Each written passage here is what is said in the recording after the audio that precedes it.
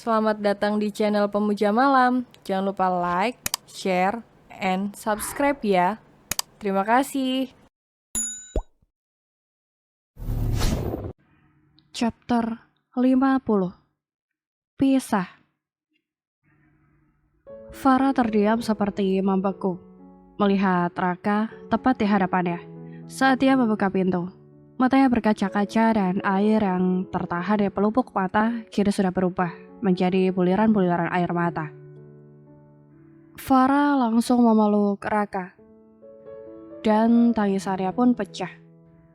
Aku gak mau diabaikan lagi sama kamu sayang. Farah memeluk erat. Aku minta maaf kalau aku egois sama kamu, tambah Farah. Penyesalan muncul saat mengingat dia yang marah sama Raka.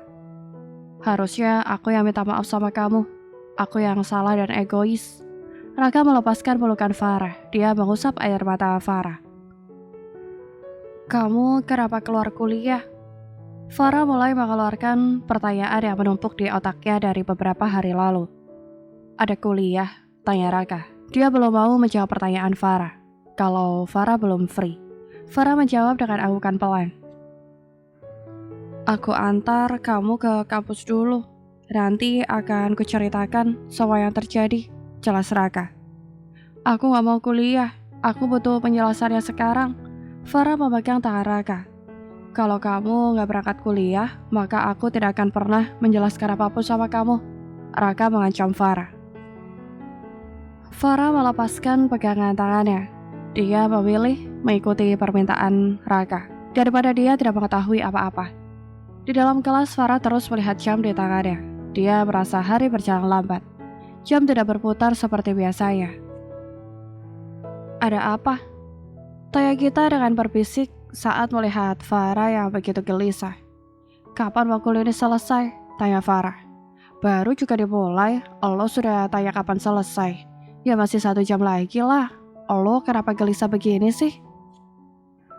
Raka sudah menunggu gue di kantin kampus. Raka, dia sudah kembali lagi ke kampus. Wajah kita sumringah. Entah kembali atau tidak, yang pasti dia sedang menunggu gue mau memberikan penjelasan. Jelas Farah. Kenapa lo gak cabut aja? Nanti gue kasih pinjam bukunya. Gue bakal jelasin materi ini sama lo. Kata kita, maunya tadi juga begitu, tapi gak boleh sama Raka. Dia mau gue tetap kuliah, baru dia akan memberikan gue penjelasan kenapa kemarin dia marah. Curang banget dia. Kita juga merasa waktu berubah jadi lama. Dia juga butuh penjelasan dari Raka. Makul usai, Farah langsung kabur meninggalkan kita. Mau kemana tuh anak? Tanya Vian. Ketemu Raka. Gue juga mau ke sana, kata kita sambil buru-buru memasukkan buku-buku ya. Mendingan lo ketemu Raka setelah Farah aja deh, biar dia selesaikan dulu masalahnya, kata Vian dengan sangat bijak. Kita memperlambat memasukkan bukunya. Benar juga, prioritas Raka sekarang itu kan Farah. Baiklah, gue tunggu mereka menyelesaikan masalahnya, kata kita. Farah mengatur nafasnya ketika sampai di kantin. Dia ngos-ngosan karena berlari sangat cepat. Raka menarik kursi. Duduk, Raka menyuruh Farah duduk. Raka juga sudah menyiapkan es jeruk. Sayang, minum dulu. Raka memotong pembicaraan Farah. Dia menyodorkan es jeruknya. Farah menyeruput langsung setengah gelas biar Raka cepat-cepat bercerita. Sudah, aku sudah minum. Dan aku sudah siap mendengarkan penjelasan kamu, kata Farah sambil memegang tangan Raka. Raka tersenyum. Tangan kanannya mengelus rambut Farah. Dia sayang banget sama Farah, sampai tidak tega untuk mengatakannya. Sayang, oke, aku belum resmi keluar, masih dipikirkan. Tapi kemungkinan terbesar aku akan keluar dari kampus ini, kata Raka dengan nada berat. Kenapa? Terus kamu mau kuliah di mana? Mata Farah berubah nanar. Belum tahu juga. Terserah, nanti mama aku akan mendaftarkannya. Kamu pernah bertanya kan kenapa aku tinggal di rumah kita? Dan kalau liburan ke rumah nenek, bukan pulang ke rumahku sendiri. Iya, Itu karena orang tuaku tidak ada di rumah. Mereka pergi kemana aku gak tahu.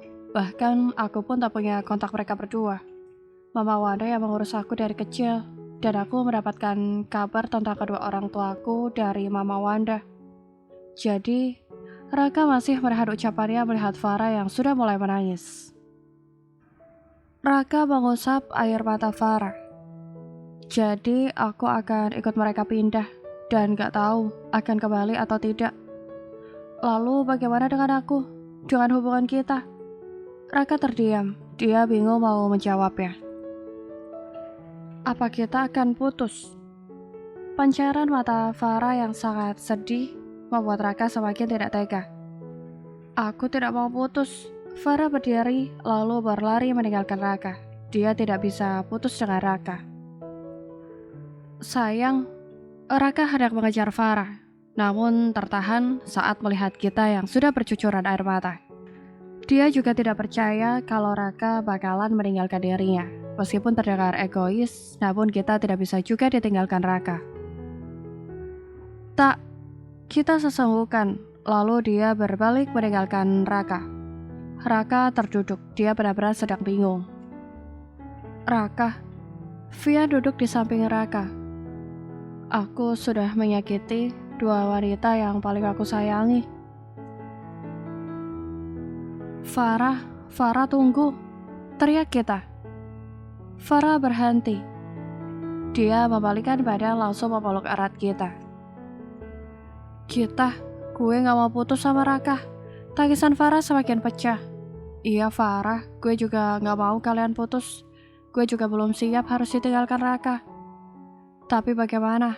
Raka pasti sangat merindukan orang tuanya, bukan? Enggak, Mama Raka adalah mamaku. Jadi, tidak akan ada keluarga lain yang bisa membawa Raka pergi. Kita melepaskan pelukan Farah, dia menghapus air mata Farah. Dan sebaliknya, Farah juga menghapus air mata kita. Apa tidak egois lo melakukan itu? Meskipun mama lo yang merawat Raka, namun mereka tetap orang tua kandungnya. Aku tidak peduli. Raka itu kakak gue. Dan gak ada yang bisa membawanya pergi. Farah, lo tenang aja.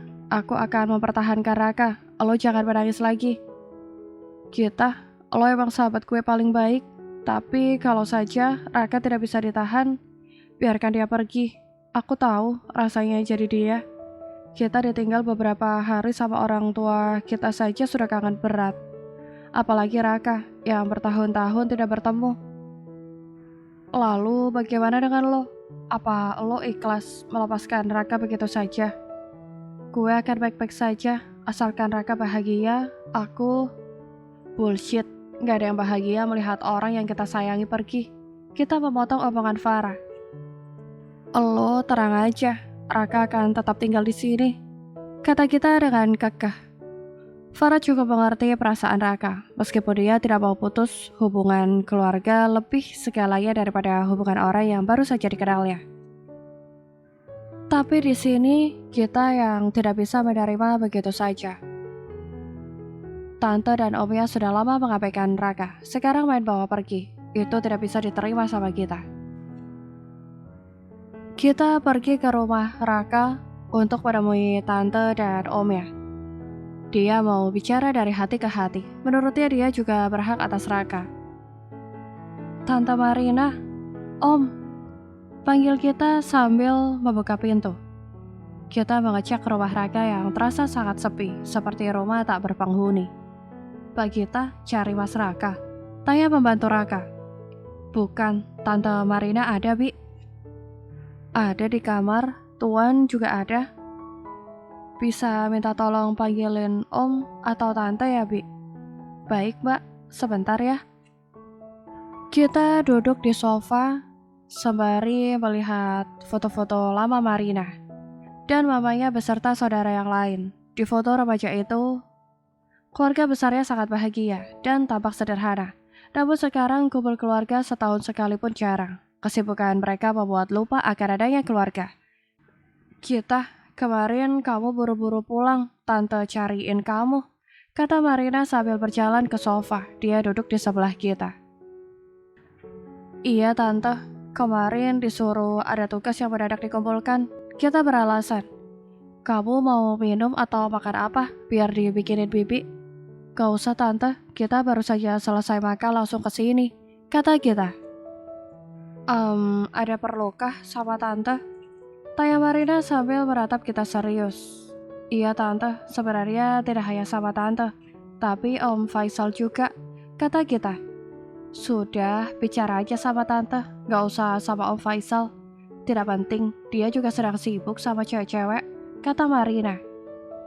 Hei, jangan fitnah di depan anak-anak. Faisal yang sedang menuruni tangga tidak terima, dibilang sibuk dengan perempuan.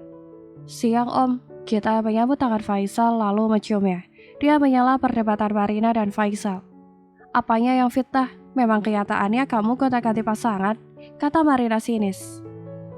Jaga mulut kamu. Yang ganti pasangan itu bukannya kamu sendiri. Orang kita belum cerai kok sudah menikah. Mana punya anak lagi? Jangan-jangan kamu pergi waktu itu sudah hamil, tuduh Faisal. Enak aja bicara kamu. Om, tante. Kita melerai perdebatan Faisal dan juga Marina setelah dia tertegun mendengarkan pembicaraan Marina dan Faisal yang membuatnya berpikir aneh-aneh. Maaf kita. Tante gak bisa diam kalau dekat sama suami yang tidak setia ini. Sok menjadi korban padahal pemain handal, kata Faisal dengan senyuman mengejek. Tante, Om, please dengerin kita ngomong dulu, kata kita lagi. Mereka berdua terus berdebat. Baiklah, kamu mau ngomong apa? Tanya Faisal. Ini soal Raka Om, Tante. Ada apa dengan dia? Kenapa Tante mau bawa Raka pergi? Dia masih kuliah. Kita, soal kuliah Raka, kamu gak perlu pikirkan. Tante akan carikan universitas yang lebih baik dari yang sekarang. Biar Raka mendapatkan kehidupan yang layak, tidak seperti papanya yang... Yang apa? Kamu mengajak Raka tinggal bersama kamu itu mau menunjukkan keburukan kamu. Lebih baik dia tinggal sama aku dengan keluarga yang baik-baik saja daripada tinggal sama Ibu Tiri yang belum tentu menyayanginya. Tante sama Om tidak tinggal bersama. Tentu saja tidak. Kami sudah punya kehidupan masing-masing, jawab Marina. Kita semakin yakin untuk tidak melepaskan Raka jika dia tahu pasti akan sangat terluka. Tante sama Om tidak bisa membawa Raka pergi, kata kita. Maksud kamu apa? Raka sudah tumbuh bersama dengan kita, dan teman-temannya juga di sini. Apa Tante tidak kepikiran bagaimana nanti Raka di tempat yang baru? Bagaimana kalau nanti Raka kesepian? Marina menghela nafas panjang. Tante tahu, kamu sangat memikirkan Raka. Tapi sudah waktunya, sekarang Tante yang memikirkan Raka. Dia akan baik-baik saja dengan kehidupan barunya. Benar kita, kamu tidak perlu mencemaskan Raka. Raka akan aman, bahagia kalau tinggal sama Om. Sama kamu, mana ada Raka itu akan tinggal sama aku. Dan keluarga baru aku. Kamu jangan berharap bisa membawa anakku. Anak kamu juga anak aku. Jangan egois kamu. Tante, Om, cukup. Raka akan baik-baik saja jika kalian tidak kembali ke sini dan menemui Raka. Raka sudah bahagia bersama keluarga kita, pacarnya dan juga teman-temannya. Lebih baik Tante sama Om membiarkan Raka di sini. Kami ini orang tuanya. Kami berhak membawa Raka kemana kami pergi. Kamu jangan berusaha memisahkan kami lagi, kata Faisal. Kita tidak memisahkan Om, tapi kenapa Om sama Tante ambil Raka dari kita sekarang? Kenapa tidak sejak kecil? Apa Om sama Tante pernah berpikir sedikit bagaimana dulu pas waktu Raka sakit? Atau Raka sedang bahagia? Di mana waktu itu kalian? Ditambah, kalian sekarang juga tidak bersama. Apa Tante sama Om tidak memikirkan perasaan Raka? Kita berbicara panjang lebar demi mempertahankan Raka. Cukup kita. Jangan terlalu mencampuri urusan keluarga Om. Kamu masih terlalu kecil untuk memahami kehidupan. Kita tidak akan mencampuri masalah Om sama Tante. Kita kesini hanya memohon agar Raka tidak dibawa pergi. Tidak, kita. Tante tetap akan membawa Raka bersama Tante. Sekarang kamu pulang saja. Tante tidak mau mendengarnya lagi. Marina menyuruh kita pergi. Tapi Tante, kita pulang sekarang atau Tante akan marah sama kamu. Bentak Marina.